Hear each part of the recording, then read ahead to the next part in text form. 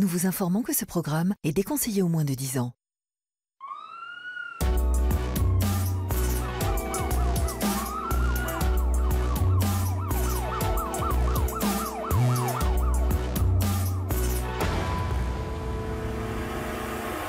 Bonsoir et bienvenue sur le plateau d'Urgence, votre rendez-vous du dimanche soir sur Énergie 12. Je vous propose chaque dimanche de partir à la découverte des services d'urgence qui ne connaissent ni week-end, ni jour férié, ni nuit paisible. Et ce soir, je vous propose une immersion exceptionnelle dans l'unité des pompiers la plus importante de la Marine nationale. Ils sont 2400 triés sur le volet à faire partie de ce bataillon pas comme les autres à Marseille. Ces anges gardiens de la cité phocéenne mettent en route leur sirène près de 130 000 fois par an, soit une intervention toutes les 5 minutes. Nous avons vécu avec eux le stress, la violence, la peur, mais aussi la joie des opérations réussies. Voici Marins-Pompiers, quand chaque seconde compte.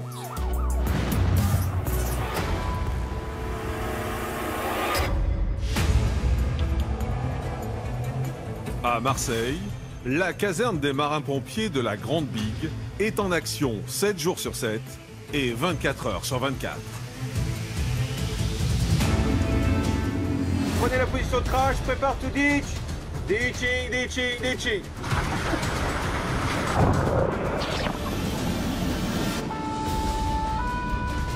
La principale mission de ce bataillon d'élite, c'est le secours à la personne dans des situations le plus souvent explosives. C'est bon les gars? Ouais. Vous m'avez torturé. Ouais, désolé. Comme ce jour où ils vont devoir sauver des flammes les habitants de cet immeuble. Faites le tour, reculez. Premier étage, on a 2 appartements. Au deuxième étage. Il y a 2 appartements en haut, 2 appartements en bas, il a pas été... On va monter au appartement. Bonjour. Les pompiers, on va la porte. Sur terre, comme sur mer, ces militaires sont entraînés aux opérations les plus extrêmes et à des interventions d'urgence vitale.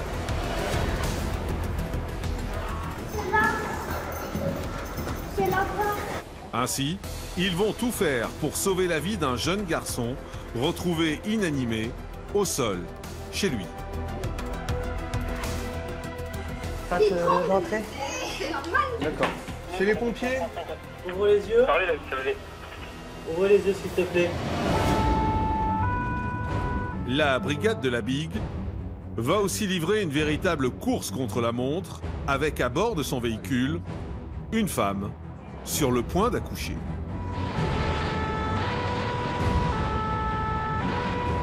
On ne bloque pas la respiration, on souffle bien. Allez. Son bébé risque de pointer le bout de son nez à chaque instant. C'est vraiment bien là, tu sais pourquoi tu fais ça quoi. Entre tension, adrénaline et émotion, plongé au cœur du bataillon des marins-pompiers de Marseille. Et pour ce nouveau numéro d'urgence, direction Marseille et plus précisément sur le port. C'est ici dans la caserne de la Bigue qu'exceptionnellement nous avons été autorisés à installer nos caméras. Ce bataillon d'élite est en alerte permanente. Il remplit bien sûr le rôle classique des pompiers avec l'aide à la personne, mais sa mission ne s'arrête pas là. Les marins-pompiers sont avant tout des marins et ils interviennent aussi bien sur terre que sur mer, avec leur unité spécialisée dans les opérations aquatiques. Des missions que ces héros relèvent souvent au péril de leur vie, comme vous allez le voir dans ce reportage, car ils ont accepté que nos équipes passent plusieurs semaines en immersion totale avec eux, de jour comme de nuit. Alors prenez votre souffle, car c'est un reportage exclusif où la tension ne descend pas d'un cran pendant 80 minutes. Voici Marins-Pompiers, quand chaque seconde compte, c'est une immersion exceptionnelle, signée Jean-Christophe Nabert.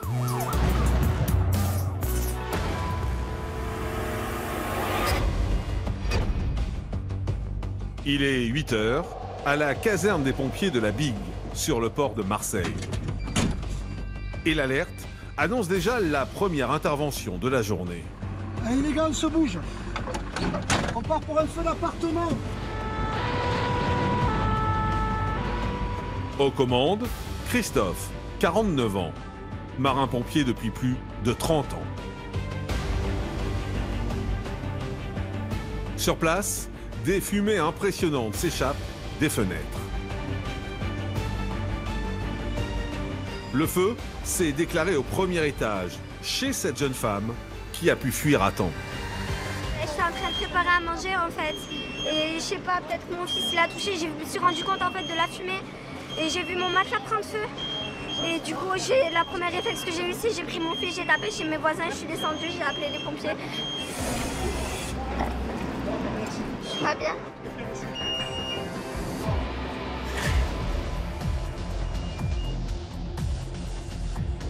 En quelques minutes, la fumée s'est propagée et pourrait être fatale aux habitants qui seraient encore à l'intérieur. Alors, on monte voir l'appartement. Ouais, bonjour. Une équipe, déjà sur place, lutte contre les flammes à l'intérieur de l'appartement.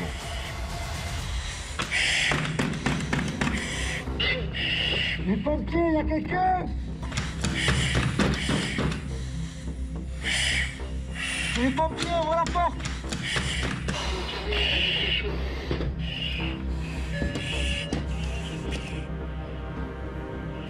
Les pompiers fouillent minutieusement toutes les pièces à la recherche de victimes. Faites-moi la reco. Reconnaissance.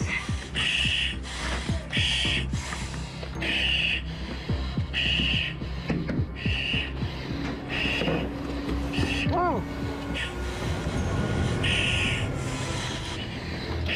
La personne, c'est sûr. On a fini tout l'appartement, la personne RS. On va dans les fenêtres pour faire l'évacuation. Ok, bien reçu, donc RAS, procédé à ventilation. Après vérification, cet appartement est vide. Mais sur le même palier, il détecte la présence d'un homme. Les pompiers, il y a quelqu'un? En quelques instants, il est évacué par la grande échelle.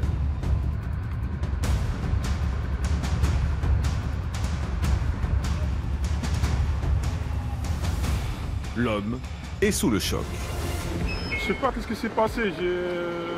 D'un coup, j'ai vu la fumée, et voilà, j'ai attendu les pompiers, ils m'ont fait sortir de là, voilà. Christophe, le pompier, veut s'assurer auprès de l'homme évacué qu'il n'y a plus personne dans l'immeuble. Là, il y a votre porte devant et la porte qui est au fond, comme ça. C'est un seul appartement ou deux appartements? Non, deux appartements. Il y a deux appartements différents. Vous étiez dans le premier. Ouais, c'est ça. D'accord. C'est celle-là. Sur l'appartement d'à côté, il y a des gens dedans. Non, non. Personne? Personne. Ouais. Personne âgée, rien du tout. Il est vide. Le danger de mort est écarté et l'incendie est éteint. Mais la mission des pompiers n'est pas terminée. Il faut désormais s'assurer que le feu ne reparte pas. Démarre alors un travail long et minutieux pour neutraliser les dernières traces de monoxyde de carbone.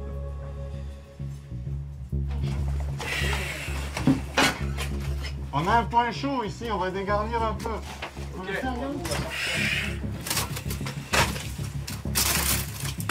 On avance au carreau,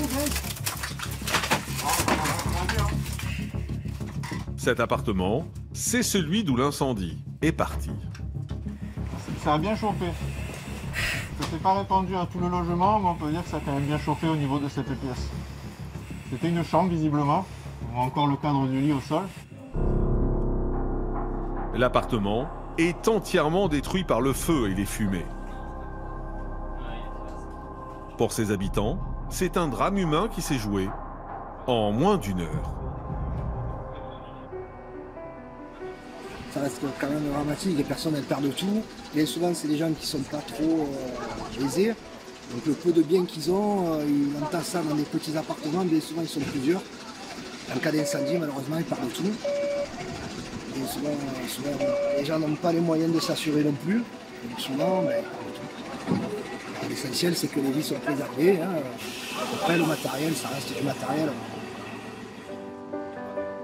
Mission accomplie pour les pompiers et retour à la caserne.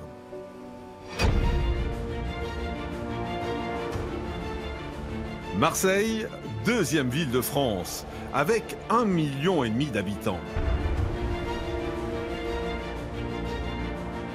Pour les protéger, une unité d'élite de la Marine nationale, le bataillon des marins-pompiers de Marseille. Un bataillon sur le pied de guerre, 7 jours sur 7, jour et nuit.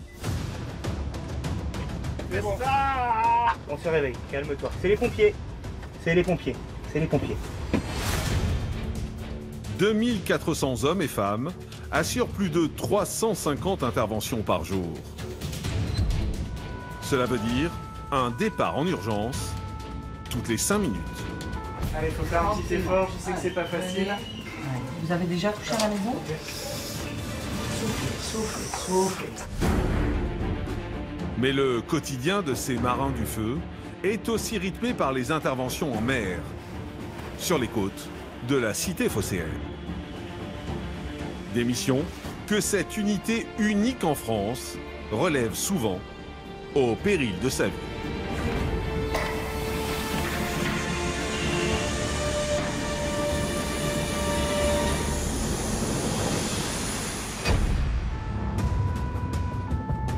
Il est 18 h quand les marins-pompiers de Marseille sont appelés sur une intervention assurée par Clément et Alix. Alors là, on part pour une victime à domicile, une dame de 85 ans qui est au sol. Là, ça peut être une dame qui a tout simplement chuté, qui a fait un malaise. Donc là, on va se rendre sur les lieux pour voir exactement ce qui s'est passé. Bonjour. Bonjour, monsieur. En arrivant sur les lieux, bonjour madame, bonjour monsieur. Les pompiers découvrent la dame âgée, au sol, qui ne peut plus se relever. À ses côtés, son époux et un jeune homme qui est l'aide médicale du couple. Et en fait, moi je suis rentré pour leur donner les traitements, faire les soins. Elle a glissé de ses dires. Elle a glissé comme ça apparemment. Mais sauf qu'elle est très algique à la mobilisation. À peine je lui touche le pied, elle hurle. Voilà. Donc par précaution, je préférais vous appeler. Regardez un truc. Voilà. Ne touchez plus. Voilà. Vous sentez là? Ouais, le sang, le bougez les pieds. Elle bouge les orteils, elle bouge. Les deux. Non, les orteils, elle bouge. Je vous fais pas mal, j'appuie pas fort. C'est là, voilà, mal par contre. Genou. C'est là? Dessus du genou? Ouais, genou plutôt. C'est ici? Non. Non. Je peux prendre la trop à droite. Genou, chef. Par là. Ah, ben, voyez. Là. Ah, ben, c'est le col alors. D'après sa douleur et vu l'orientation de sa jambe, on a une suspicion de col du fémur. En fait, les deux jambes sont censées être parallèles. Et ici, en fait, on va avoir un léger rétrécissement avec une rotation de la jambe. Après le premier examen, les pompiers redoutent une fracture du col du fémur. C'est l'un des accidents les plus fréquents, mais aussi les plus redoutés pour les personnes âgées. Une petite précision, encore une autre, même si c'est un petit détail, mais c'est le jour de son anniversaire. Ah, bon anniversaire. 85 ans. J'ai amené un bouquet de fleurs, j'ai dit elle va être contente. J'arrive, elles sont par terre, j'en sais rien. Oui. Juste en gros, en C'est mon anniversaire aujourd'hui. Attention. Aux 85 ans, vous en rappellerez? Oui. En effet, la vieille dame va devoir passer son 85e anniversaire à l'hôpital. Car si la fracture est avérée, cela nécessitera peut-être une intervention chirurgicale. Il n'y a donc pas de temps à perdre. On va vous mettre sur le matelas à côté, madame. D'accord? Comme ça, vous aurez un petit peu moins mal. Ça va vous maintenir au niveau du bassin. Ok? Vous inquiétez pas. Vous croyez que c'est Là, moi, je sais pas. C'est pour ça on va aller à l'hôpital faire une radio. D'accord? Pour regarder si c'est ça ou pas. Afin de transporter la victime, les pompiers doivent la placer sur un matelas gonflable. Mais le moindre mouvement provoque chez cette dame une douleur insoutenable. Comment vous voulez? Aïe, aïe, bassin et la aïe, vous allez me faire mal ou me torturer. Ils n'ont pas le choix. Ils n'ont pas le choix. Ou me torturer. Non, vous inquiétez pas, madame, ça va pas faire mal. On va juste vous soulever de quelques centimètres, d'accord? On est obligé, madame. C'est tout. C'est bon, les gars? Oui. Attention, vous levez. Allez-y, envoyez. Aïe. Allez, soufflez, c'est bientôt fini. Faites attention. La jambe à droite, la jambe à droite. Faites attention. Vous avez ma jambe là, regardez, ça rien de tirer fort. Allez, soufflez, c'est Allez-y, encore vers moi, encore Vous vers me moi. torturez, monsieur. Laissez-moi tranquille. Essayez d'avancer, les gars. Descendez-vous. Voilà. C'est bon là? Voilà, madame. Ah là là. Ça y est. Allez-y, allongez-vous. Tranquillement. Soufflez. Après, tu m'enverras le coussin, s'il te plaît. Ça va, madame? On vous a fait un petit peu mal? Ça va mieux. Ça y est. Vous m'avez torturé. Ouais, désolé. Maintenant que la patiente est placée dans le matelas, elle va pouvoir rejoindre l'ambulance. On y va, madame? On va descendre tranquillement? On va vous descendre tranquillement? Oui. D'accord? Allez. Tu vas tomber. Allez. T'inquiète pas, ils vont me Allez, vous inquiétez pas. Allez-y, hop. Face à toi, fais attention. Allez, viens, assis-toi. Allez-y, asseyez-vous derrière. Viens, assis-toi. Ça va. Eh oui, non, mais assis-toi. Voilà. Allez. Avec beaucoup de précautions, les pompiers la prennent en charge pour la descendre par les escaliers. Oh, que j'ai mal à la jambe. Allez, c'est bientôt fini, madame. Encore 6 étages et on est à l'ambulance. Oh, là que j'ai mal. Tu en vas derrière, c'est grand. Mais cette opération s'avère plus compliquée que prévu. Oh, là que j'ai mal. Ah! Oh, vous me faites mal. Que vous me faites mal. La vieille dame a terriblement mal. Alix va donc devoir trouver une solution alternative.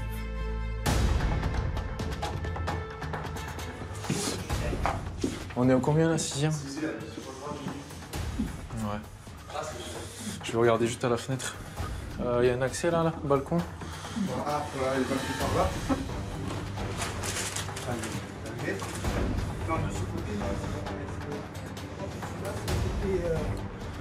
Là, les camions, ouais, si, ils accèdent. Si on est au 6e, là? 6e, moi. Ok. Changement de programme, donc, pour les pompiers. Artère de Leinebeek pour la mission 781. Je demande le renfort d'un MEA sur mon intervention afin de procéder à l'évacuation de la victime par l'extérieur. Pour faire souffrir le moins possible la vieille dame, les pompiers optent pour une solution radicale. La grande échelle.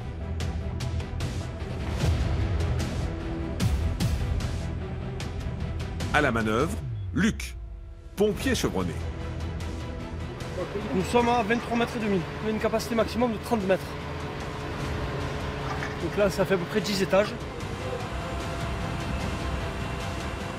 Et le plus difficile, c'est le placement par rapport au point à atteindre et les obstacles aux alentours. Les lignes électriques, là on peut voir le long de la façade, il y a beaucoup d'étendages, les arbres autour de nous, c'est le plus difficile. Cette intervention n'est donc pas sans risque. Alors avec une minutie et une précision extrême, Luc va approcher l'échelle jusqu'au balcon de chez la victime.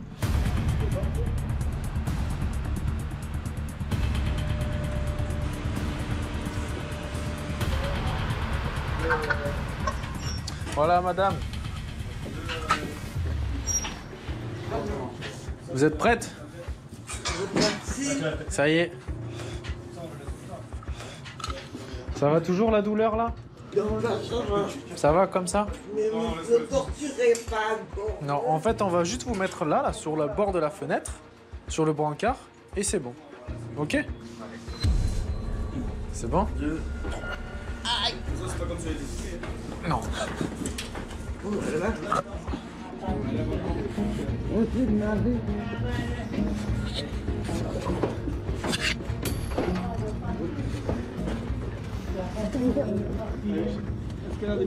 Non, encore un peu, 10 cm. Hop, c'est bon. Et ouais, c'est fini. Allez, madame. Déjà, ça va? Ça va, madame? La personne âgée va donc faire le voyage depuis chez elle jusqu'à l'ambulance, suspendue à 23 mètres de hauteur.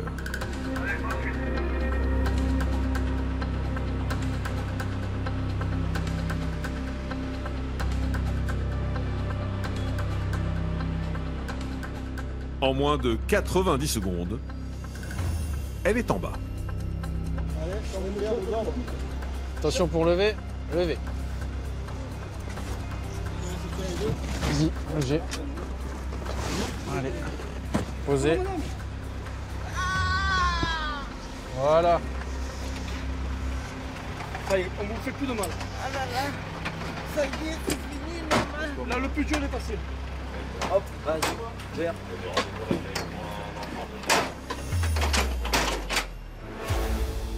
Maintenant que la patiente est dans l'ambulance, il faut faire vite.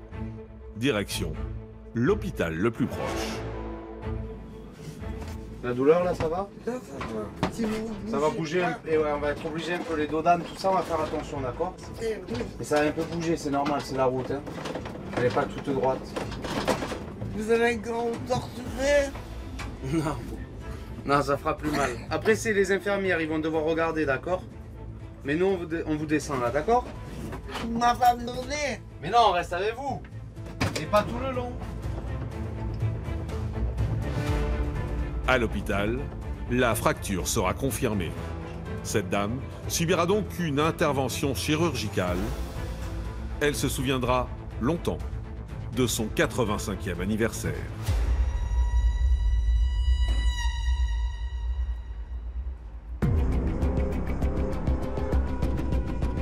Le lendemain matin, l'ambulance des marins-pompiers est déjà lancée à vive allure. Jérémy, 33 ans, est appelé pour une urgence. On part pour un masculin de 3 ans qui sera inconscient. On a le médecin qui vient en plus sur nous, on n'en sait pas plus pour le moment. On se rend à l'intervention. Jette-toi là et on monte rapidement. Il faut faire vite. La vie d'un garçon est en danger. C'est là. C'est là-bas.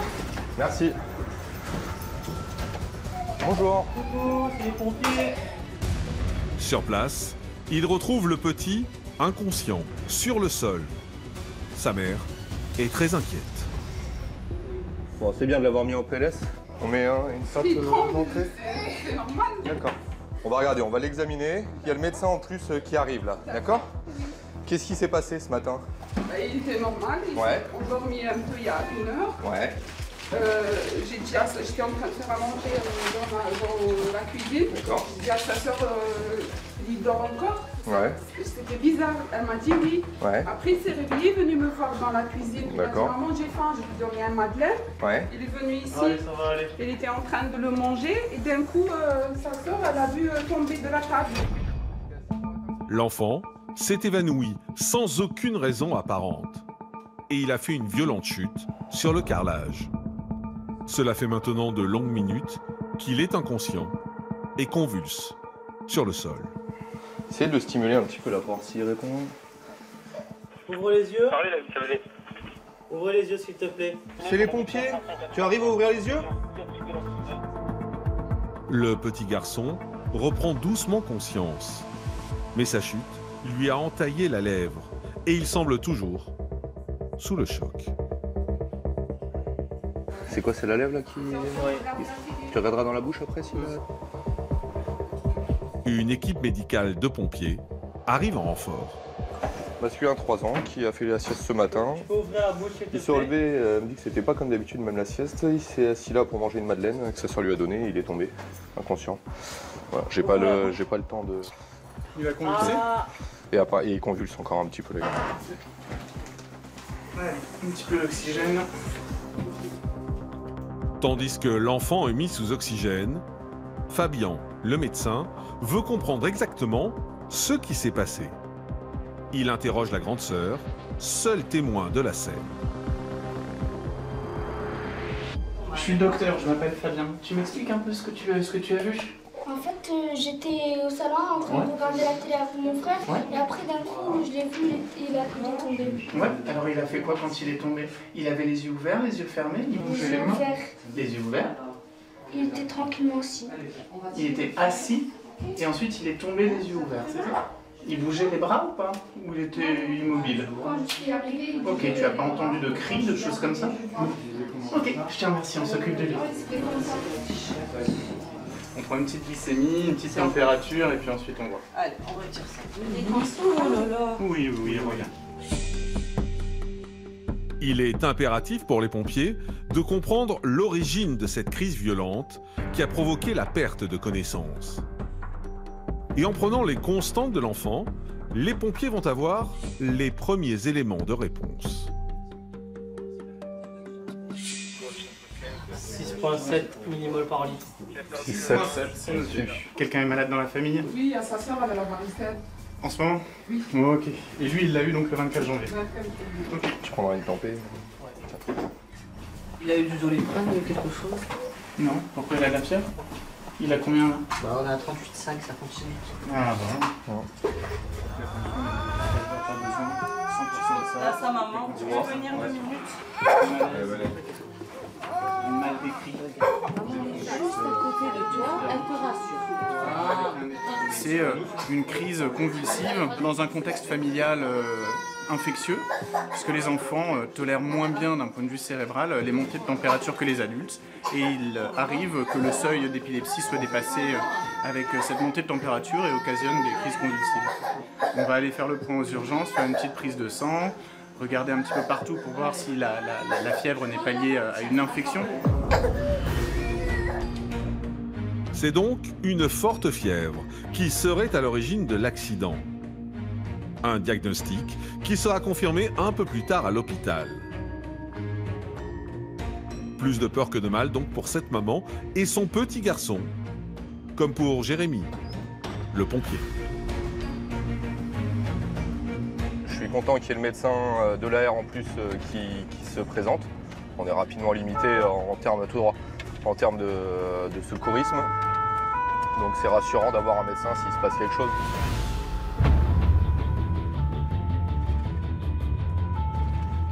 Cet après-midi, le temps s'est couvert. Marseille est désormais sous la pluie. Et cela augmente fortement le risque d'accident de la circulation. Et justement, Jeff, pompier de garde ce jour-là, est en route vers sa prochaine mission. Alors là, on part chemin du Cap pour un accident de circulation VL contre VL, donc au moins 2 voitures l'une contre l'autre, avec 5 impliqués apparemment.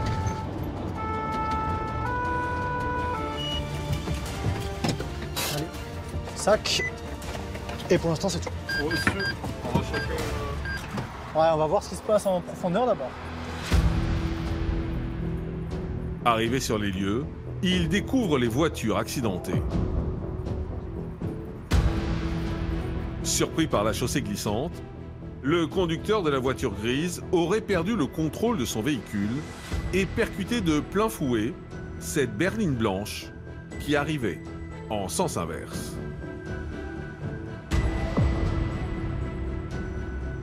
En premier lieu, les pompiers doivent vérifier si cet accident a fait plusieurs victimes. Qui c'est qui a Malou là?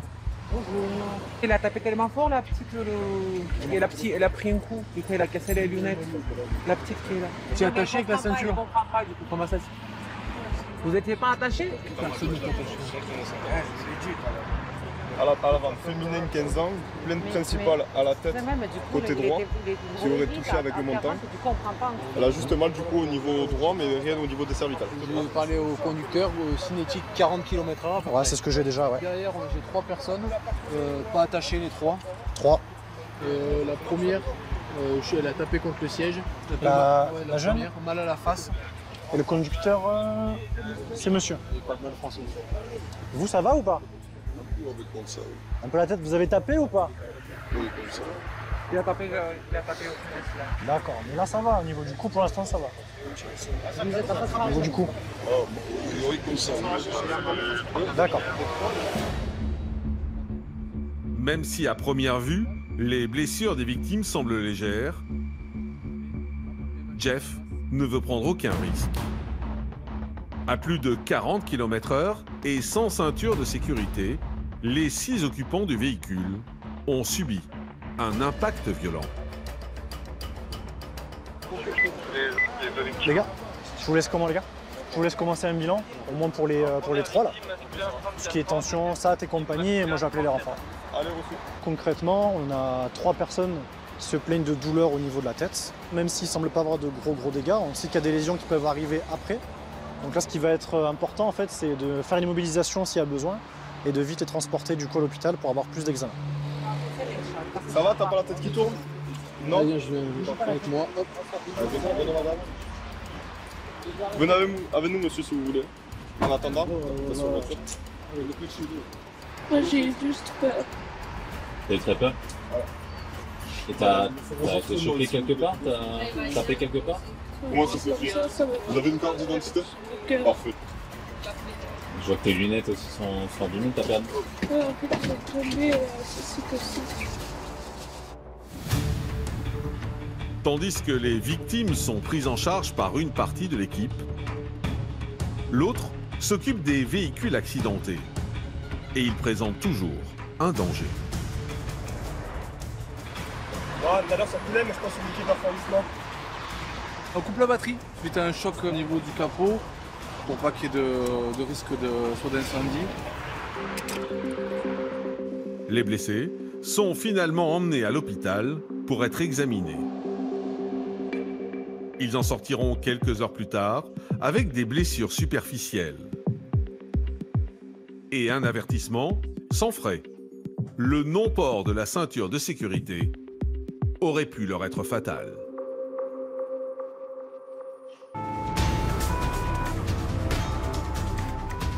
C'est à présent Jérémy, le pompier de 33 ans, qui est appelé sur une nouvelle intervention.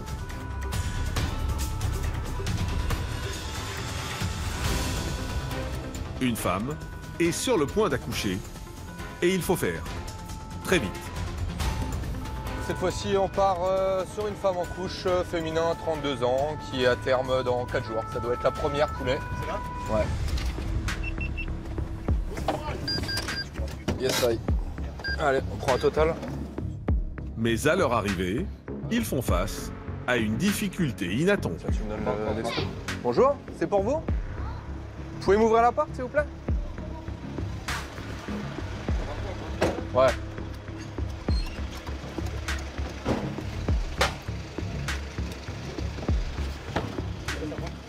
C'est les pompiers! C'est le dernier étage ou pas? S'il vous plaît, c'est les pompiers! Ouais, premier étage.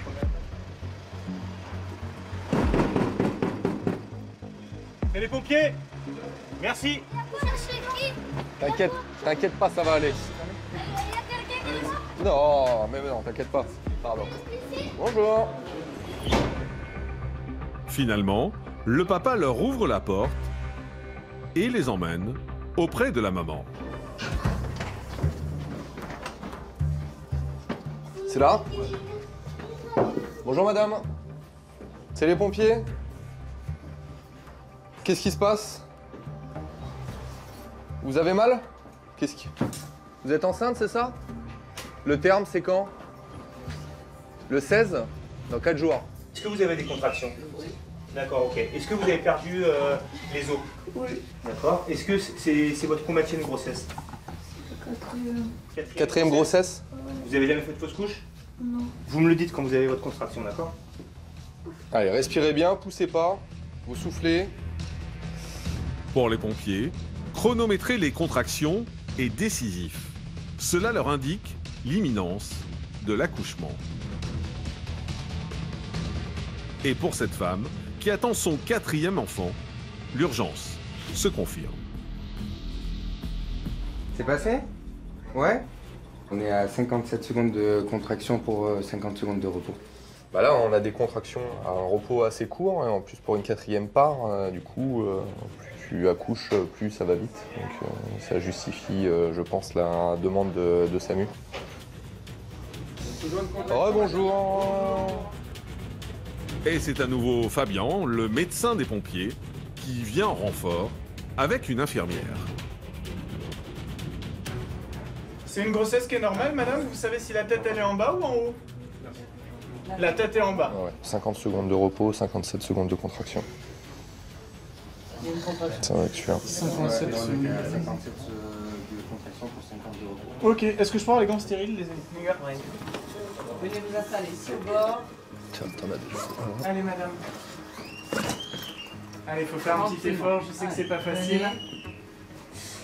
Voilà, essayez de la soulever bien par le bassin. Voilà. Allez, on continue. Super, voilà. C'est très bien ce que vous faites. Allez, voilà.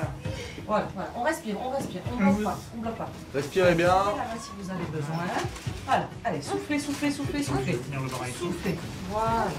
Allez, madame, on va s'occuper de vous, hein. Ne vous inquiétez pas. Vous avez l'habitude, hein, vous savez faire tout ça, hein. Ok? Voilà, soufflez, très, très. Vous faites ça super bien, madame. Vous avez déjà accouché à la maison? Non. Vous avez eu le temps d'aller à l'hôpital? On va observer, d'accord? Ok, allez. Il y a une contraction. On souffle, on continue à souffler. Un accouchement à domicile peut s'avérer risqué pour la maman et le bébé. Fabien doit donc s'assurer qu'il n'y a pas d'autre alternative. Il décide donc de vérifier la dilatation du col de l'utérus. Ne bloquez pas. Soufflez. Ça va aller, madame. On est à 2 cm, on a le temps de rouler. Pour l'instant, tous les éléments qu'on a, y compris au toucher vaginal, avec la dilatation, ça nous dit qu'on a un peu le temps d'aller à l'hôpital, d'accord? Donc on va aller à l'hôpital tranquillement, on va rouler, on met les sirènes, tout le monde se pousse, ok? Et puis si jamais pendant le trajet, il y a besoin de faire l'accouchement, on le fera, ok? Allez. La décision est prise de prendre la route de l'hôpital. Mais à bord de l'ambulance, les contractions de la femme enceinte se rapprochent dangereusement. À Marseille, dans ce camion de pompiers, une femme peut accoucher à tout moment. T'essayes de m'avoir un petit chrono sur les contractions, ça te va? Tu me dis sur... j'ai besoin de la durée et de l'intervalle, pas plus. Et puis si à un moment vous sentez, vous me dites, je sens la tête, eh ben on s'arrête et on fait les gynécos ici, ok? Ça marche? On bloque pas la respiration, on souffle bien. Allez. Allez. On bloque pas. C'est mieux. Tu descends là?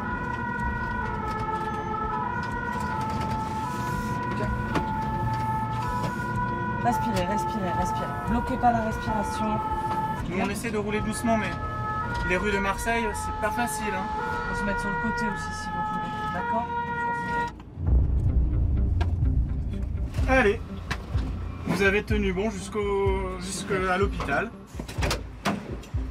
Allez, on est arrivé, madame. Finalement, l'ambulance arrive in extremis à l'hôpital. C'est bon? C'est bon? Allez, 1, 2 et 3.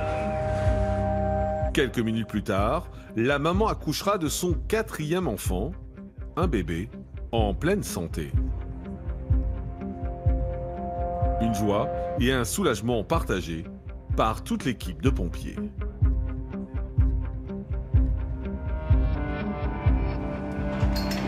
Je préférais qu'elle accouche à l'hôpital quand même, madame. C'est la prochaine.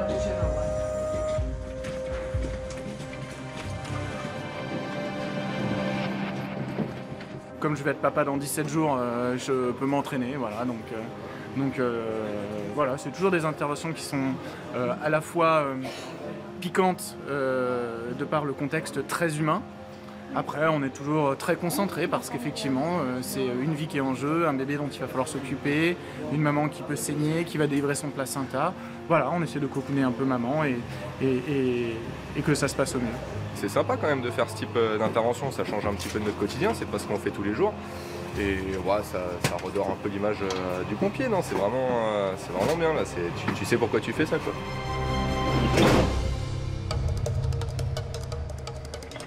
Il y a la Bigue va faire une intervention. Il est 23h, les pompiers n'ont pas le temps de regagner la caserne quand un appel d'urgence à la radio annonce déjà une nouvelle intervention. Partez pour une victime inconsciente. Sur un public. Pour un masculin de 40 ans, a priori inconscient. Voilà, tout bien pris pour le VSAV La Bigue. Arrivés sur place, les pompiers trouvent un homme au sol, dans un état inquiétant. Bonsoir monsieur. Qu'est-ce qui... Bonsoir monsieur, c'est les pompiers. Qu'est-ce qui vous arrive?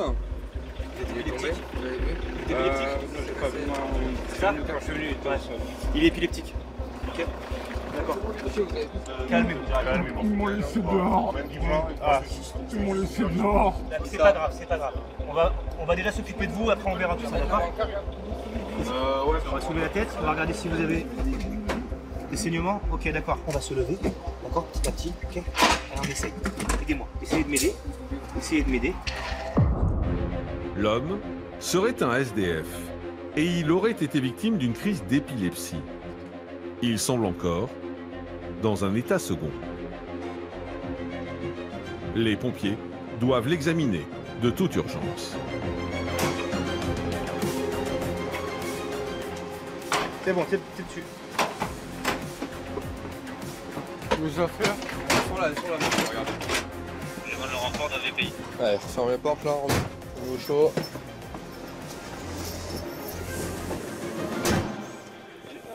Pas de médicaments. Pas de médicaments. Calme-toi. Calme-toi. Mais à peine arrivé dans le véhicule des pompiers, les convulsions reprennent.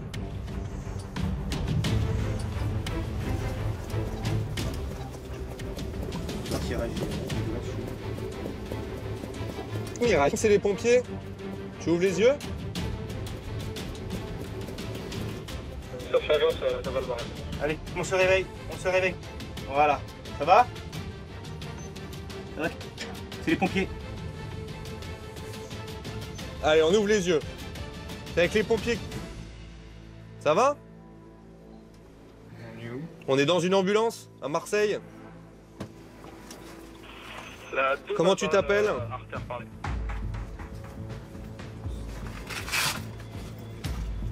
Aucune idée?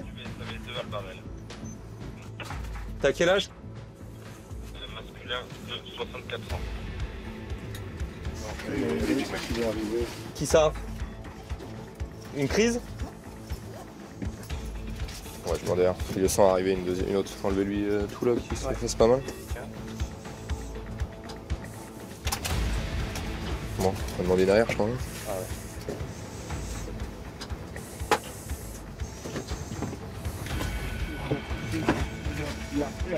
Ya. Pourquoi?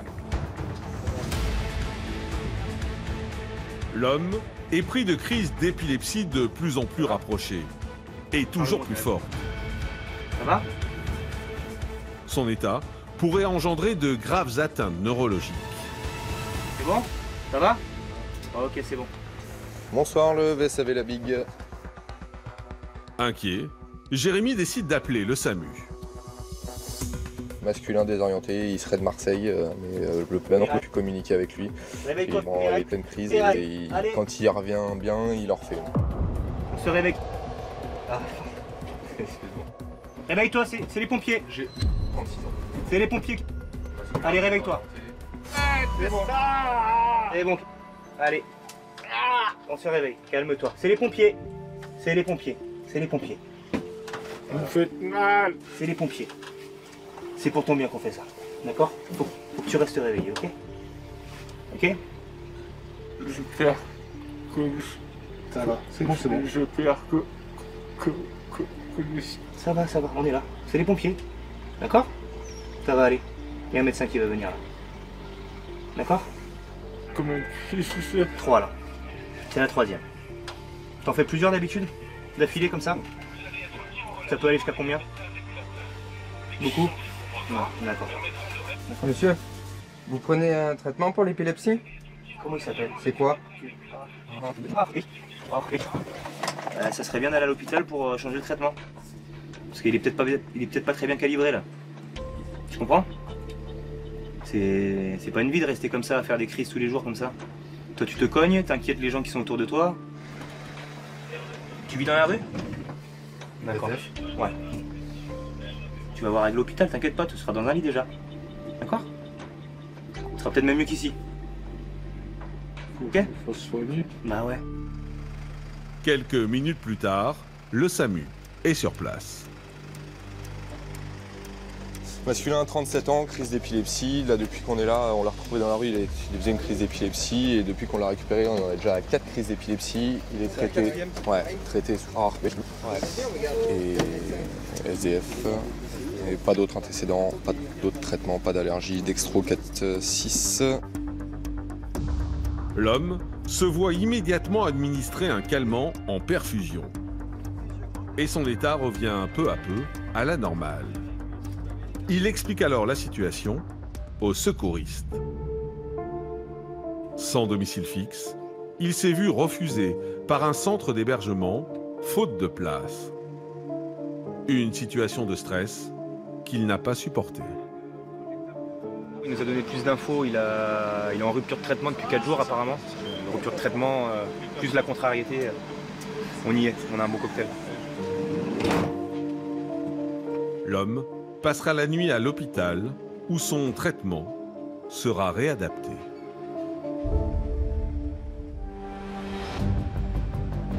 Le bataillon des marins-pompiers de Marseille est unique. Ils ont la spécificité d'intervenir sur terre, mais aussi sur mer. Par bateau, ou même, quand l'urgence l'exige, par hélicoptère. Et même si les interventions en mer sont fréquentes, essentiellement durant la période estivale, les pompiers doivent être prêts toute l'année. Allez, on va faire des apnées. Donc là, c'est pour s'échauffer. Aujourd'hui, 3 pompiers vont être formés à l'évacuation d'un hélicoptère qui aurait améri en catastrophe. Un cas de figure pour lequel l'entraînement est absolument vital.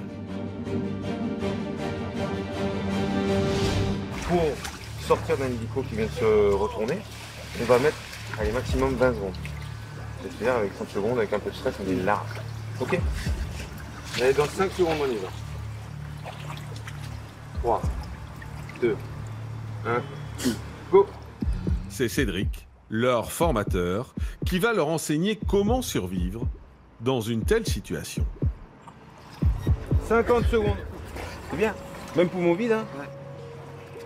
Même les personnes sont à l'aise, c'est pas naturel de se retrouver du coup attaché à l'envers dans l'eau et de plus avoir de repères. Moi j'attends d'eux qu'ils soient très méthodiques dans leur façon de faire, de détacher leur ceinture, de trouver un repère, toujours non pas visuel parce qu'on n'a pas de repère visuel dessous, mais tactile. Welcome on board the Crasher Line. Sans masque et en apnée, les 3 pompiers vont être immergés dans ce simulateur. Ils seront attachés et auront la tête en bas. L'objectif, évacuer l'hélicoptère avant qu'il ne sombre totalement. Pour cela, ils ne disposent que d'une trentaine de secondes. Un exercice en taille réelle, des plus stressants. Clé sortie, vous avez compris lesquelles on devait prendre? Ici. On répète. C'est-à-dire que les deux qui sont ici viendront ici. Donc toi, il va falloir que tu trouves un repère pour venir ouvrir ici. D'accord? Là, on va sortir par ici. Ok? On se rappelle de la position de crash? Super.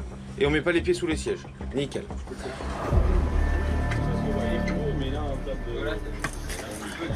Tu le montes, Max?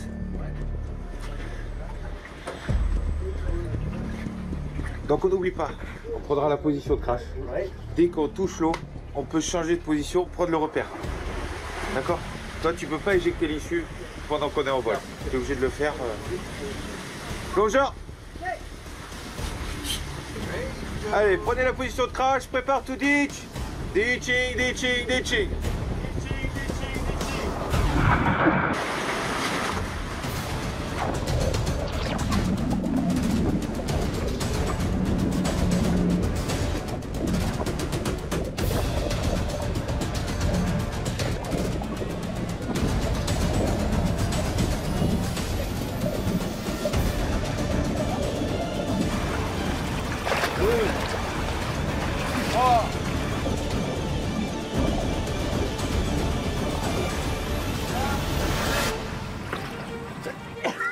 L'objectif numéro 1 est rempli. Tous sont sortis de l'hélicoptère, même si au passage, certains ont bu la tasse. Bon alors, qu'est-ce qui s'est passé? Eh ben moi, dès que je me suis lancé, j'ai tapé en haut, enfin, je sais pas où j'ai tapé. Il a fait un petit tour sur Et... toi-même. Ouais, j'ai fait, je sais pas où aller en fait. Et après, moi, j'ai vu la lumière et je me suis dirigé vers la lumière. Ouais, mais en fait, c'est le fait de se retourner, du coup, je sais plus. C'est ça fait bizarre. Moi, je pensais partir à gauche, et après, après, c'était à droite. C'est incroyable. On se retrouve à l'envers et on a l'impression qu'on a tourné par rapport à la cabine alors qu'on est resté dans le même sens. Donc il faut vraiment utiliser ce repère physique. Ça se passe pas comme on a décidé. Et à ce moment-là, on a tendance à paniquer. Et c'est là qu'il faut essayer de garder son calme et pas de souffler son air, mais de prendre sur soi pour éviter de consommer trop d'oxygène. D'accord? Pour pouvoir sortir, il faut faire confiance au type qui est devant pour pouvoir ouvrir le hublot. S'il n'ouvre pas le hublot, on reste derrière. Donc la vie dépend un peu, c'est un vrai travail d'équipe. Hein. Bon, ils n'ont pas été mauvais, franchement, on a connu pire quand même. Hein.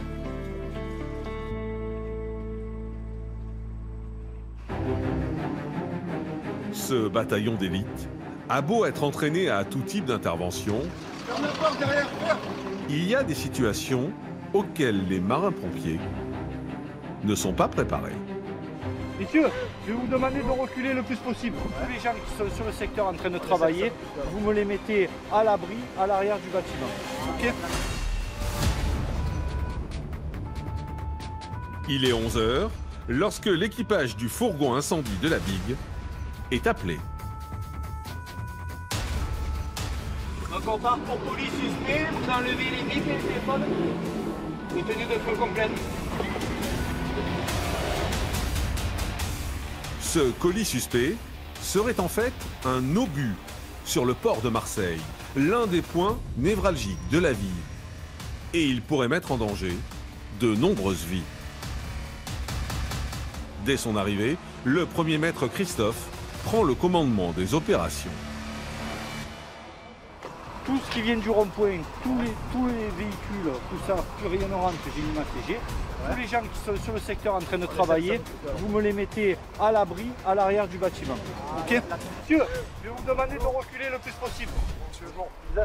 Le chef de chantier. Vous pouvez vous mettre à mon camion s'il vous plaît? Ouais, vous accédez, vous passez par là, ouais, juste derrière les barrières bleues et aller au pied de la machine jaune. Laurent, lui, tente d'en savoir plus. Ça marche, merci. Un engin de chantier qui est creusant au niveau du sol a trouvé un obus a priori. Christophe. Donc en creusant avec le tête, a priori ils sont tombés sur un obus.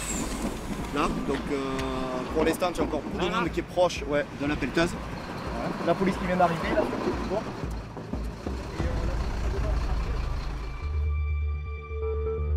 En creusant, cette pelleteuse au loin a déterré un engin explosif qui daterait de la Seconde Guerre mondiale. Mais un autre élément inquiète le premier maître Christophe. L'engin de guerre est situé tout près du quai des paquebots de croisière. Le pompier ne veut prendre aucun risque. Voilà. Lolo, la seule chose, il faut voir avec le... Tu as vu le capitaine du port là? Ouais. Qui m'assure qu'il n'y ait aucun navire ou rien du tout qui commence à arriver vers le terminal de Troyes. Et ni vers le terminal croisiériste. Comme ça au moins on s'évite la moindre truc, quitte à ce qu'il les laisse... comment ça s'appelle, patienter en rade de Marseille, on s'en branle. Hein? Marseille a été un théâtre de guerre pendant la guerre de 39-45. On retrouve souvent, que ce soit en ville ou ailleurs, des obus qui n'ont pas éclaté lorsqu'on fait des chantiers. Là en l'occurrence on est sur un obus d'environ 40 cm de diamètre et 150 kg qui n'a pas explosé. Malgré la manipulation à la pelleteuse, celui-ci n'a pas explosé, sauf que de par la vétusté et de par le fait qu'il est très rouillé, celui-ci est quand même très instable et à tout moment peut venir à péter. Manipulé par la pelleteuse et fragilisé par la rouille, l'obus pourrait exploser à tout moment. Les démineurs sont donc immédiatement appelés.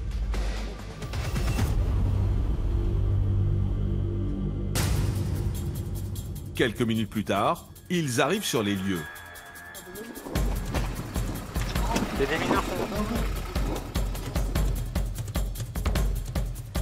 Et ils doivent identifier l'engin explosif et déterminer si oui ou non, il peut encore exploser.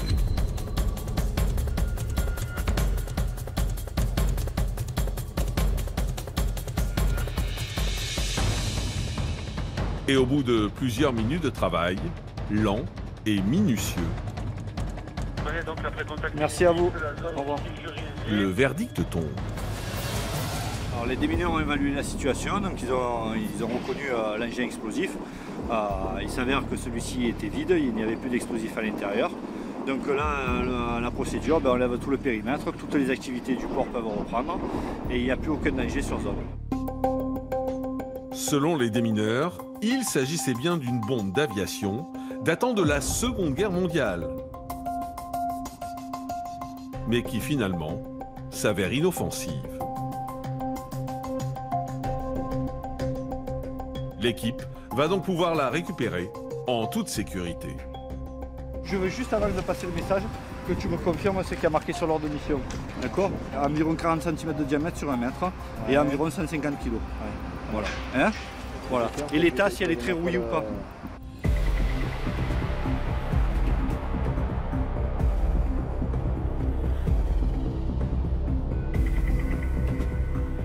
Voilà, la photo est prise. Elle est où? C'est bon, c'est prise. Là. Pour la VRCG et la Biglieu, je confirme la nature de l'intervention. Il s'agit d'un obus sorti suite à une opération de chantier au niveau du môle Léon Gouré. Celui-ci a été mis de côté par une pelleteuse. Environ 150 kg, 40 cm de diamètre. Emportée par les marins-pompiers, elle finira comme trophée dans la cour de la caserne.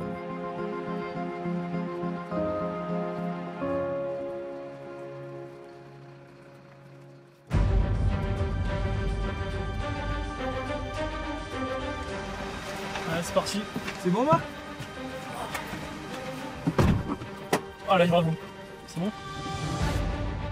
Il est 14 h lorsqu'Amric, marin-pompier de 28 ans, est appelé sur une intervention dans une école à Marseille. On part sur une victime dans un établissement scolaire masculin, 11 ans, donc qui aurait mal au cœur avec des pincements. Donc voilà, c'est une régulation médicale. On va aller vérifier. Bonjour jeune homme. Ça va? Est-ce qu'actuellement tu as une douleur là? Ouais, où ça? Tu me montres? Montre-moi. Vraiment au cœur? Ok. La douleur là, t'as très très mal? Ouais? De 0 à... Ça te sert là? Vas-y, prends-lui les constantes. Tu sais que t'as mal au Au cœur? C'est ça qui te fait trembler dans tous les sens? Mais au niveau cardiaque, t'as pas de problème particulier? Non? Et là, la sensation que tu as au niveau du cœur, ça fait quoi? Ça fait comme un étau? Ça fait une barre? Des coups de poignard? Ça fait quoi? De te le retirer, d'accord. Bon. Bon, ce qu'on fait, c'est qu'on te prend les constantes, on te prend une tension, d'accord? Bon, t'inquiète pas, hein, on est là. Il a l'air de souffrir, il se prend une grosse douleur au niveau du cœur. Puis ça se voit au niveau du visage, hein, il a mal. Et ça fait combien de temps que ça te le fait?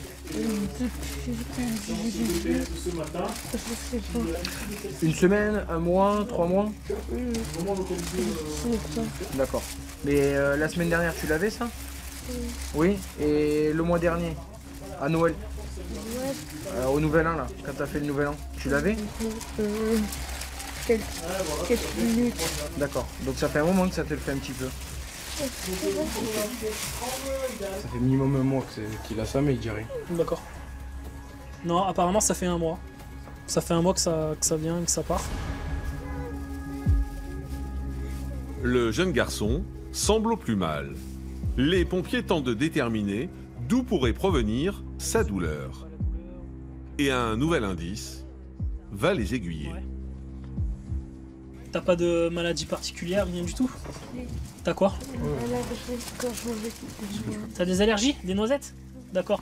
J'ai mangé à 10h, on m'a passé une petite carreau. D'accord, et t'as le droit d'habitude ou pas? Elle a dit que si tu manges de trop, tu vas faire une allergie. Du coup, à 10h, t'en as mangé en fait, c'était quoi? Prévenu par l'école, la maman du jeune garçon arrive. Rassurez-le, madame. Est-ce que d'habitude il a le droit de manger ce genre de choses? Il a allergie au fruits à coque. D'accord. La piste de la crise allergique se confirme. Ça dépend des cacahuètes, ça lui fait des hanches mange calamar. D'accord. La dernière fois, il a mangé des fruits, des cajots, ça lui a fait des plaques de partout dans le corps. En fait, ça dépend du fruit à coque. Le fruit à coque qu'il mange. Il n'a pas la même réaction. Voilà. D'accord. Ça, c'est la première fois qu'il est par rapport à l'allergie.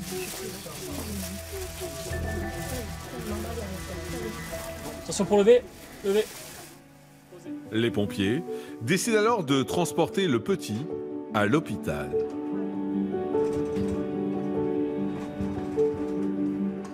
Aux urgences, l'enfant sera pris en charge et ressortira avec un traitement adapté.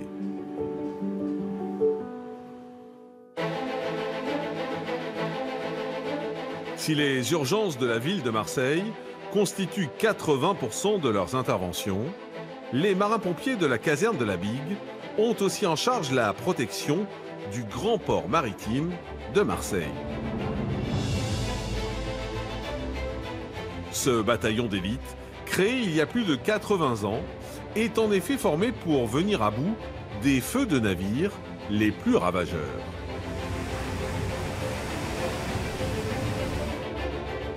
Leur centre d'entraînement aux techniques incendie et survie, à quelques encablures du port, est un outil de formation unique en Europe. Régulièrement, comme aujourd'hui, ces militaires de la Marine nationale s'entraînent pour rester toujours en alerte.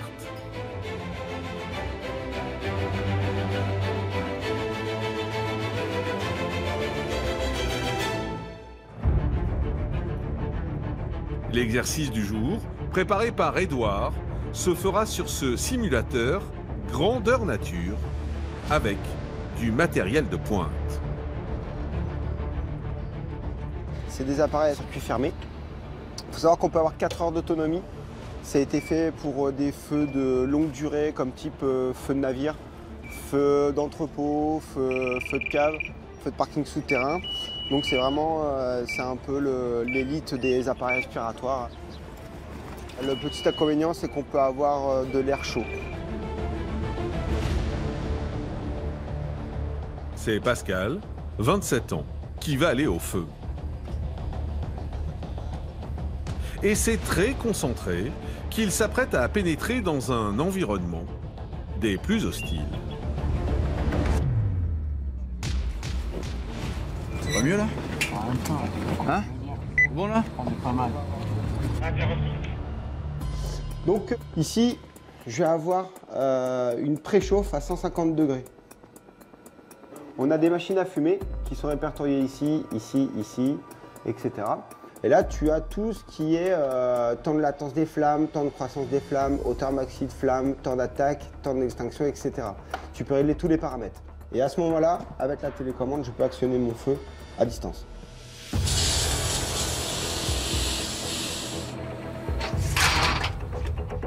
Pour rejoindre le compartiment où le feu fait rage, Pascal et son équipier doivent d'abord progresser dans l'obscurité et la fumée.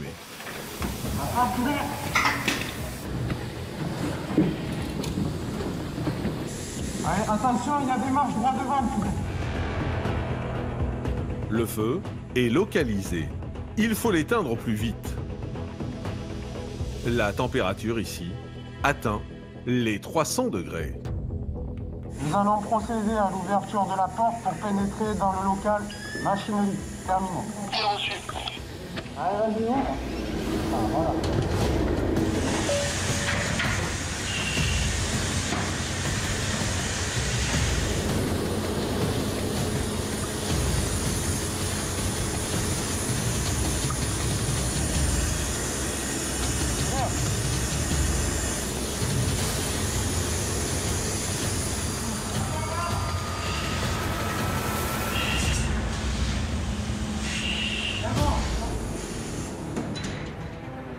Après une demi-heure dans la fournaise, les pompiers accomplissent l'exercice sans fausse note.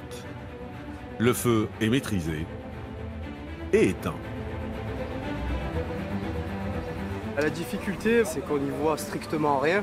Donc progresser à l'aveugle jusqu'à qu'on tombe sur le foyer, donc le feu. Résultat, c'est quand même assez éprouvant et il fait chaud, très très chaud. Ce type d'entraînement permet aux marins-pompiers d'être un bataillon d'élite dans la lutte contre les incendies. Mais il arrive parfois qu'ils soient devancés dans leur mission. Il est 21h à Marseille, quand Médéric, 37 ans, est appelé sur une intervention. Alors on part pour un feu d'habitation d'un bâtiment R+8 avec des fumées noires qui seraient échappées apparemment importantes. On va en renfort, donc c'est-à-dire qu'il y a peut-être des personnes qui ont été incommodées par les fumées. Et donc on va les prendre en charge, je suppose. Ok. Les gars, vous vous équipez, tenue de feu, ok.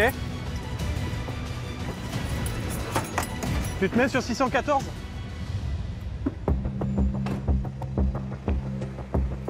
Le feu s'est déclaré dans un des appartements de ce quartier. Pendant qu'une équipe est à l'intérieur, les pompiers de la BIG doivent prendre en charge les victimes. Il y a 5 personnes en fait incommodées. Ouais. De 3 plus. Le monsieur, le voisin qui a été le feu, le propriétaire de l'appartement et c'est tout. Ok. Monsieur, vous revenez, vous vous mettez sous oxygène s'il vous plaît. C'est dans l'appartement de cette famille que le feu s'est déclaré. Leur voisin, ici en blanc, est venu leur porter secours. On sentait un peu de fumée blanche dans le hall d'entrée, dans le hall du couloir. On cherchait les portes. Et je sais pas, on sentait la fumée, donc je suis rentré pour éteindre le feu. Voilà, j'ai tapé fort, les enfants ont ouvert. J'étais dans la cuisine, sur un micro-ondes qui était posé sur une cuisinière. Des flammes de. Ouais, sur un mètre de flamme. Voilà. S'il y avait autour de moi, il y avait des bouteilles d'eau, donc j'ai coupé le courant avant. Ouais. Et j'ai tout jeté sur le micro-ondes qui brûlait. Ils sont sains et saufs, c'est l'essentiel. Grâce au geste courageux de ce voisin, toute une famille a la vie sauve. Vous nous suivez s'il vous plaît? Mais son geste n'est pas sans conséquences sur sa santé. Je prends une tension. La plupart des gens qui meurent dans les incendies d'appartements, c'est suite aux intoxications des fumées, c'est-à-dire qu'ils arrêtent de respirer avant de mourir par le feu, d'être brûlés. Donc c'est, voilà, là on est quand même à un degré bien moindre, largement moindre, mais c'est le risque principal. Il y a urgence pour cet homme qui doit rapidement être examiné par un médecin.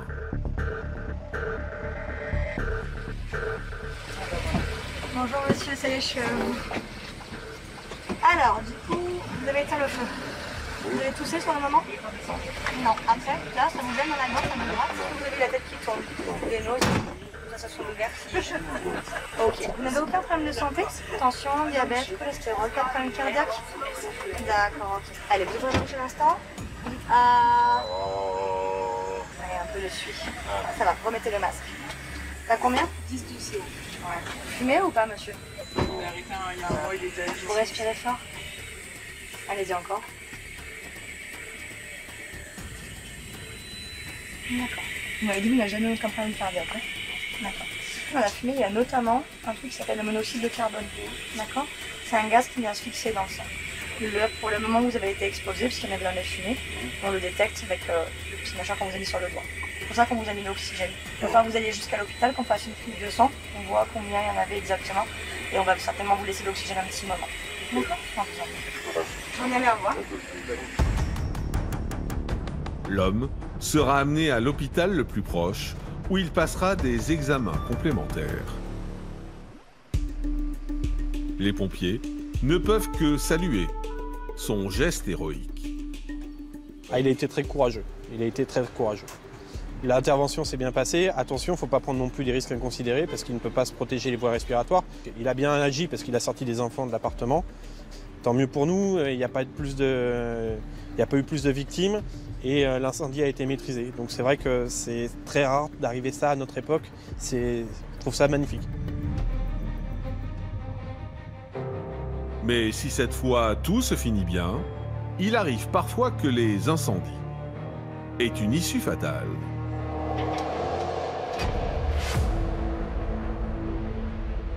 Quelques jours plus tard, les pompiers sont appelés pour un feu dans une villa. À l'intérieur, 2 femmes, une mère de 92 ans et sa fille. C'est l'aide ménagère qui a donné l'alerte en arrivant ce matin. Dès que j'ai ouvert la porte, j'ai senti déjà une fumée.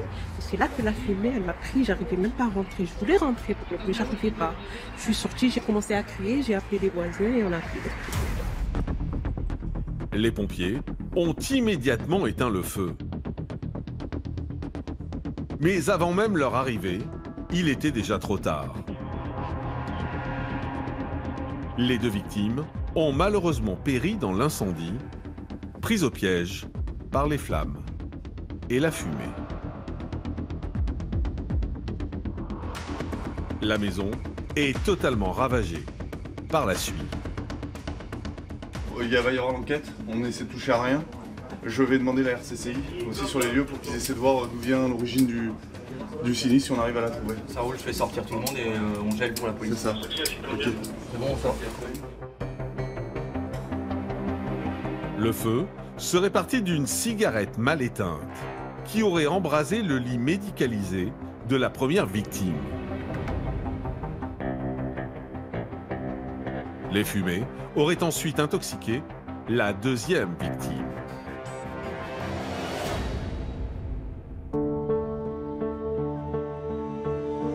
La mort fait partie intégrante des missions des pompiers. Mais Guillaume et Anthony ne peuvent s'y résoudre. C'est toujours de la peine, hein? Ah. C'est toujours de la peine. C'est dommage, peut-être qu'il y aurait un déclencheur de fumée ou quoi, là, peut-être ça aurait pu faire quelque chose, ça aurait pu se dérouler autrement. Peut-être qu'on aurait pu arriver avant que le plafond de fumée descende aussi bas et les intoxique. Surtout, on peut se dire que c'est notre grand-mère ou quelqu'un de notre famille, du coup, sûr qu'on s'identifie toujours. Donc c'est toujours un peu dur, mais bon.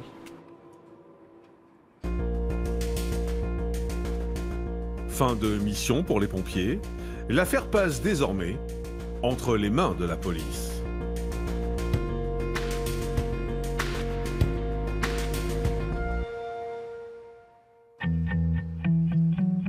Retour à la caserne de la Bigue. L'occasion pour les marins-pompiers de décompresser entre 2 urgences. Et pour certains, direction la console de jeu. Oh non! Pour d'autres, comme Max, 24 ans, c'est plutôt une séance de sport. Une routine quotidienne indispensable pour pouvoir suivre le rythme des interventions. Ça permet de mieux apprécier la garde, d'être en forme, d'être réveillé, dynamique. Et après, c'est vrai que bon, faut garder un peu de carburant, on sait jamais quel inter on peut tomber, mais non, et puis en plus c'est un peu quest quoi. On est tous ensemble, on s'amuse, on rigole.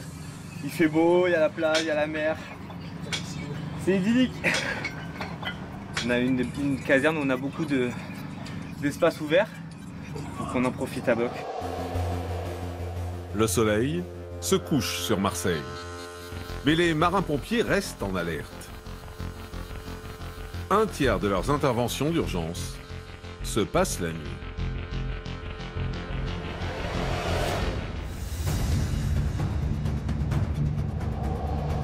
Et cette fois, c'est sur un accident de la circulation que Max est appelé. Une voiture a coupé la route à une moto qui arrivait à vive allure. Il y a plusieurs blessés, dont le conducteur de la moto. Vers des droits, vous lâchez un petit peu mal, c'est bon, ça va. Allez.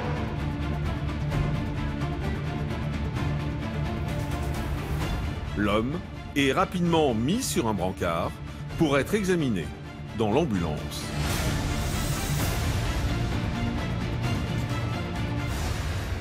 On va couper la route, on va couper la priorité. Donc vous étiez sur la moto là, c'est ça? Ouais, j'étais sur la moto, ouais, j'arrivais et on va couper la route et j'ai pris plein fouet. Et vous roulez à quelle vitesse à la limite? À 50. Et qu'est-ce que vous avez ressenti du coup? Ouais, j'ai fait un sale tour ailleurs, je crois. J'ai rien pu me dire, c'est trop palpité. Ça me fait mal. Qu'est-ce que vous avez? Où est-ce que vous avez mal? Au poignet droit. Après tu te plaignais d'une douleur au niveau de l'aine alors hein? Ouais. Je regarde un peu l'aine là. Ici là? Ouais, je sais pas. Là? Là? Ouais là ouais un petit peu? L'os? Et là? Mais plus vers là. Plus en bas hein? Là, ce côté là quand tu touches, t'as mal ici? Non, ça va. C'est vraiment ici là? Ouais c'est musculaire, c'est niveau 2. Ok ça va. Ouais c'est pas le bassin. Bon, ça va peut-être plus grave hein? C'est sûr. C'est sûr. Bon, c'était embêtant, elle était belle la moto en plus. Sérieux. Un peu choqué. Bon, ça va, ça va peut être bien pire. Parce que lui quoi, il est arrivé d'en face, il a tourné, il t'a pas regardé. À gauche, il n'a pas regardé ce chien. Ouais. Si cet homme est en colère, de voir sa moto détruite, c'est un vrai miraculé. À 50 km/h, cet accident aurait pu avoir des conséquences bien plus graves. Ce qui est important, c'est qu'il n'y ait pas de détresse vitale, d'hémorragie, des choses comme ça, des fractures qui peuvent causer une hémorragie. Des fractures au niveau de la cuisse, du fémur, ça peut créer une hémorragie, il y a des artères, etc. Donc on s'assure que ça va, on touche, il n'y a pas de déformation, on fait des palpations. Et après, une fois que ça va, on le conditionne au mieux pour pouvoir le transporter et qu'on n'aggrave pas sa situation ou son cas. Du coup, voilà, plutôt rassuré. Emmené à l'hôpital pour des examens complémentaires, le motard s'en sortira avec une blessure au poignet.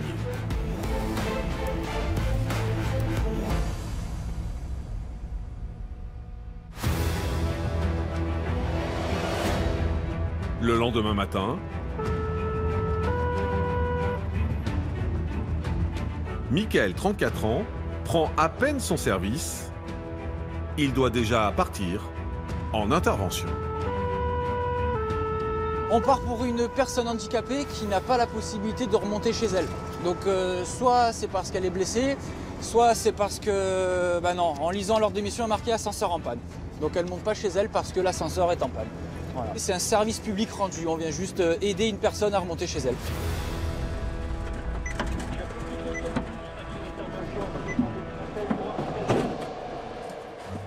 Bonjour. Ah bah voilà, c'est pour vous alors. Bonjour monsieur. Eh ben alors, l'ascenseur est en panne? Et il n'y a que l'ascenseur comme moyen pour monter chez vous? Oui. D'accord. Vous habitez à quel étage?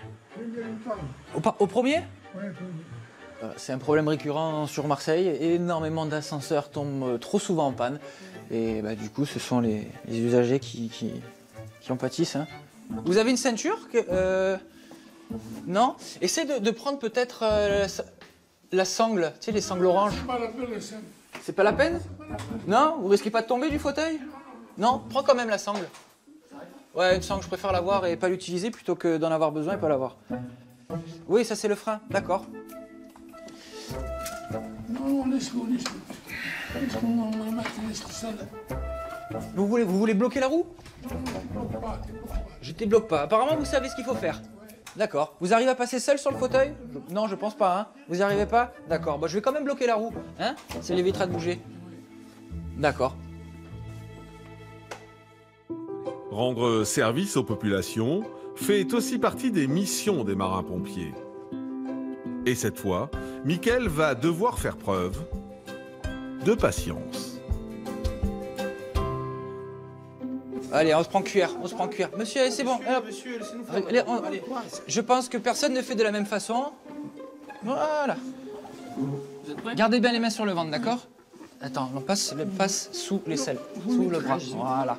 Quelqu'un des filles derrière. Allez, vous êtes prêts? 1, 2, 3.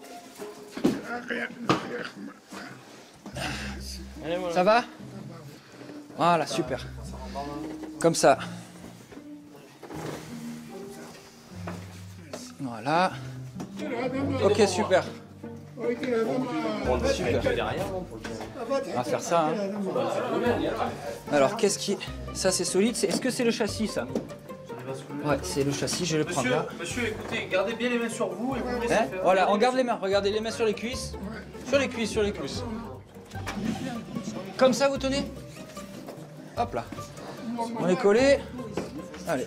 Attends. Non, d'où ici? Prêt? D'où avec... Non, trop. D'où, faut mettre ici. Monsieur, vous nous laissez faire, s'il vous plaît.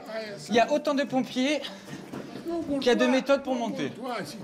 C'est pas pour moi, pour toi. Alors, si c'est pour moi, laissez-moi gérer. Normalement, d'où ici? Je comprends. Il n'y a pas de normalement. N'est normal que la normalité.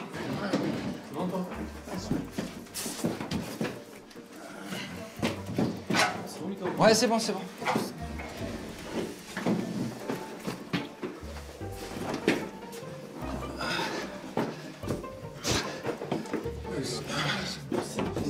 Voilà. C'est au premier, hein? On vous laisse rentrer chez vous? Oui, ça va. Ça va, merci. Eh bien, une bonne journée, monsieur. Au revoir, monsieur. Au revoir.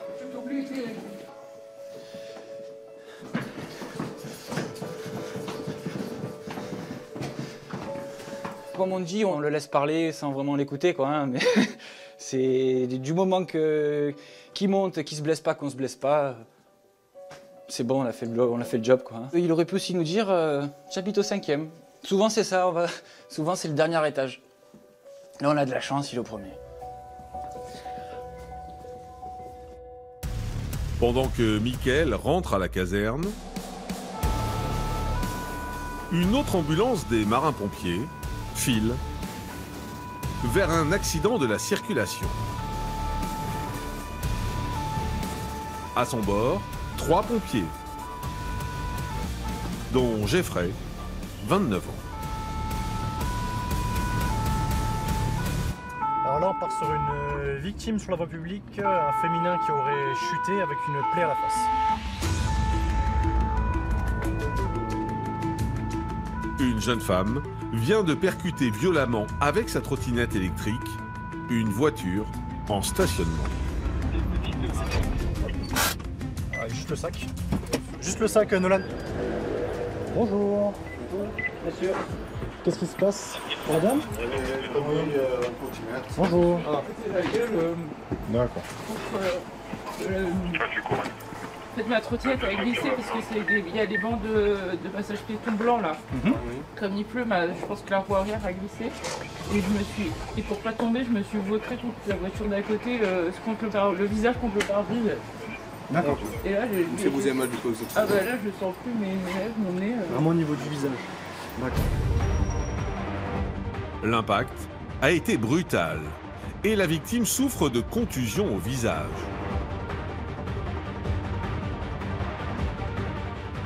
L'équipe doit s'assurer qu'aucune partie du corps n'a été touchée. Est-ce qu'au niveau du cou, du dos, ça va? Ça va. Là, il n'y a pas de douleur particulière. Non. Là non plus. Si je remonte tout le long de la colonne. Non, j'ai plus mal dans la gueule. Non, vraiment pas, même pas au niveau du cou, des cervicales, pas de douleur tête particulière. Ah, là ça va, mais j'avais mal à la tête. Après, des fois c'est le choc, hein. Des fois quand ça tape devant, ça lance un peu, mais si ça passe, après ça va. Vous avez saigné un peu du nez, non? Oui. Voilà, c'est vraiment le visage. Mon collègue il va regarder, d'accord? Tu veux un peu de lumière ou pas? On va mettre un peu de lumière, d'accord? Pour regarder. Le choc a provoqué un œdème au niveau des lèvres de la jeune femme. Les pompiers tentent de la rassurer. Bon, plus de peur que de mal, d'accord? Il n'y a pas de dents cassées. C'est uniquement la lèvre qui a prise, d'accord? Après, c'est normal que ça ait saigné et que ça gonfle. Non, mais c'est un peu gonflé. Mais... Non, c'est un peu gonflé, franchement, ça va. Après, c'est normal, hein. Tout ce qui est lèvres et visage, ça gonfle très vite et ça saigne beaucoup. D'accord? Donc là, on va quand même désinfecter pour enlever un peu. En lui administrant les premiers secours, ils doivent aussi vérifier qu'elle ne souffre pas d'un traumatisme crânien ou de lésions internes. Vous savez où vous êtes? Vous savez quel jour on est? Lundi. Ouais. Avec ça. Ok, très bien. Vous allez faire quoi du coup là, madame? Je vais aller au CrossFit. Ah. Pas de crossfit aujourd'hui pour la victime, mais une séance de radiographie à l'hôpital le plus proche qui confirmera qu'aucune dent n'a été touchée. Avec une vitesse de 25 km/h en moyenne, la trottinette électrique, nouveau moyen de déplacement, fait exploser le nombre d'accidents en ville. L'an dernier, 11 personnes ont perdu la vie. Il est 14 h et une nouvelle équipe se met en route. Adrien, 20 ans, s'apprête à partir pour une intervention inédite. Direction, le stade Vélodrome. Aujourd'hui, c'est jour de match. Et à Marseille, ce sont les marins-pompiers qui interviennent en cas de blessure lors des rencontres. Quelques minutes avant l'entrée des supporters au PC des pompiers, le capitaine de corvette briefe ses équipes. Allez, tout le monde est là, c'est bon. Match OM Nantes, 60 000 personnes environ, ça va être plein, d'accord? Ça sera peut-être un petit peu plus. Bon, tout ça semble la moindre problématique, que ce soit avec des supporters, des stadiers, l'OM, peu importe, vous nous la faites remonter pour que je puisse la traiter ici en direct. Pour vos emplacements, pas de changement, VPI, donc le personnel se situe sur le virage nord au-dessus de la fente numéro 2 avec la 4 la Big qui fera pelouse nord. Donc c'est vous qui intervenez en priorité s'il y a nécessité de rentrer sur la pelouse. Voilà, bon match à tous.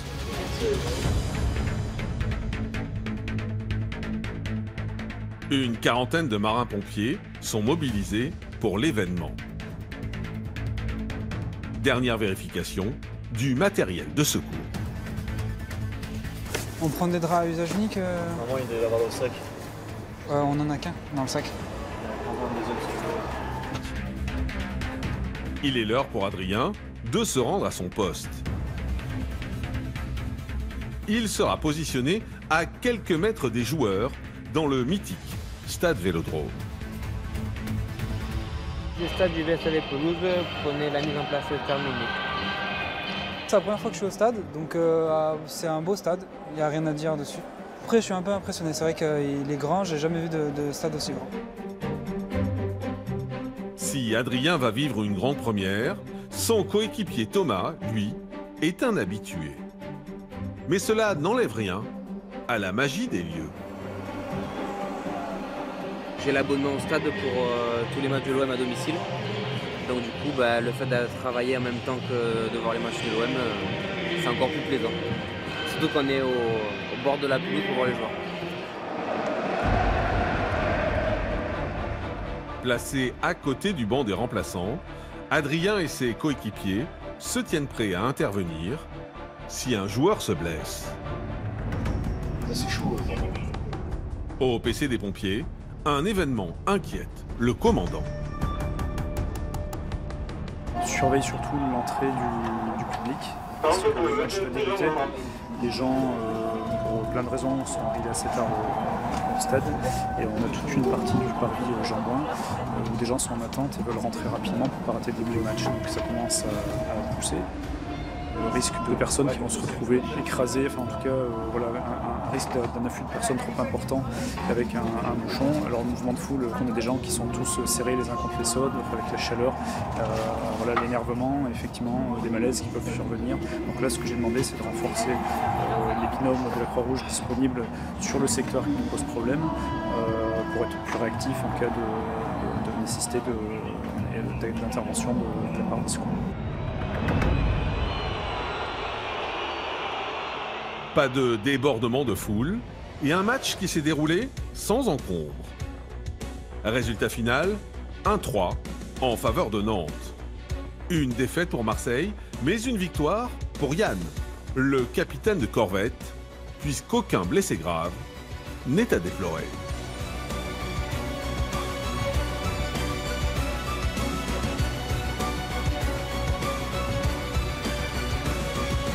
Une nouvelle journée s'achève à Marseille. Mais pour le bataillon des marins-pompiers, la garde ne fait que commencer. Adrien, Alix, Clément, Jérémy, Fabien, Christophe continueront ainsi d'assurer sans répit leur mission de protection. Un engagement sans faille, auquel se plient depuis plus de 80 ans les hommes et les femmes de cette unité unique en France. Ce sont les anges gardiens de la cité phocéenne.